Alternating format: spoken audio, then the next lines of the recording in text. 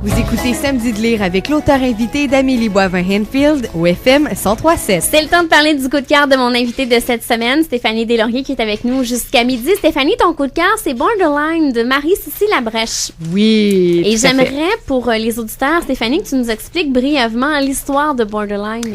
En fait, c'est un livre qui est auto-fictif. Donc, Marie-Cécile Labrèche, qui est l'auteur, est aussi le personnage principal. Et puis, ça parle beaucoup de ses relations avec sa mère, avec sa grand-mère. Donc, Marie-Cécile provient d'un milieu qui est assez pauvre, en fait, dans un quartier à centre-sud à Montréal. Et puis, donc, sa mère qui est borderline, qui fait des psychoses, sa grand-mère aussi. Le père qui est en prison. Donc, Marie-Cécile vit dans cet univers-là où est-ce qu'il y a beaucoup d'instabilité, très peu de limites aussi qui sont là.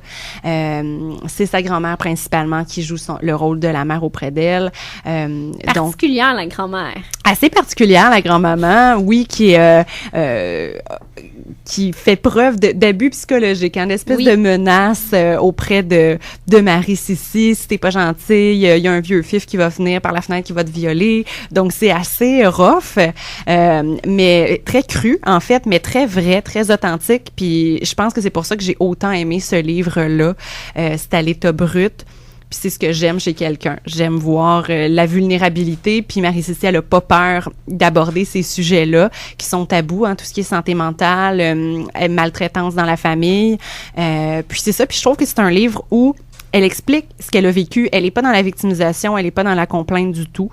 Je pense que ça a été vraiment un exutoire pour elle. Son premier roman. Son premier roman, tout à fait, puis qui a été suivi ensuite de Labrèche. Et c'est Borderline et Labrèche, la fusion de ça, qui a fait le film Borderline en 2008. Donc, c'est ça. Puis, non, c'est un excellent livre, en fait.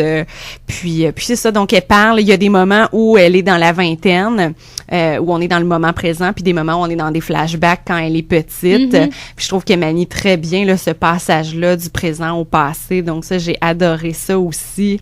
On voit aussi, c'est à quel point ses comportements sont destructeurs quand elle est dans la vingtaine, donc au niveau là, de consommation d'alcool, relations sexuelles, oui, tout à fait, non protégées, avec une panoplie de gars, de filles, et tout ça, donc qui est assez typique des borderline, que bon, Marie-Cécile Labrèche a aussi ce diagnostic-là.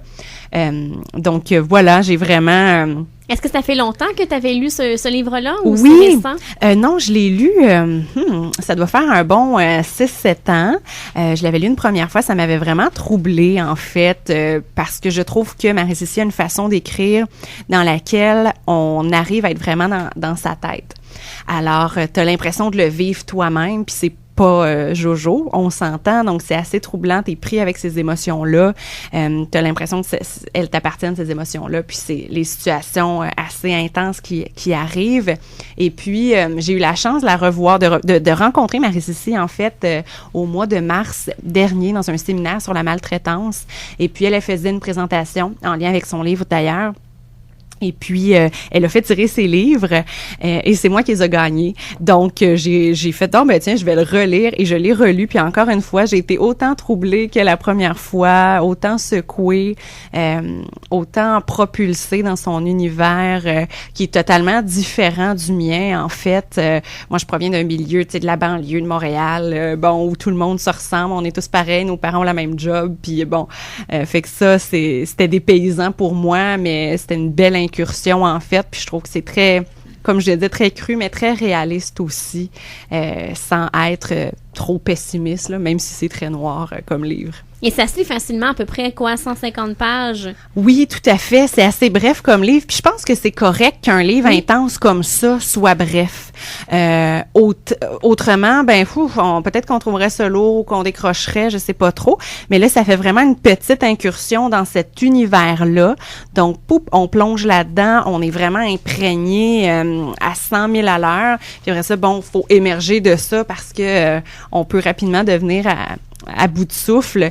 Donc, donc ça se lit vraiment facilement, ça se lit super bien, c'est tellement bien écrit, l'écriture est très, très, très fluide, des super belles figures de style aussi. Je pense que c'est dans Labrèche où je sais pas trop, tu sais, elle fait le parallèle avec je me plongerais les mains dans l'eau sale jusqu'à temps que ça devienne mes larmes et tout ça. Puis tu sais, je trouve que le parallèle est très fort, puis c'est beau. Donc voilà, j'adore vraiment. Je n'ai que de bons mots pour cet auteur-là. Alors, on rappelle le titre Marie-Cécile Labrèche, Borderline. Oui. On écoute en musique Serena Ryder avec Stompa et dans les prochains instants, je présente 3 romans à Stéphanie.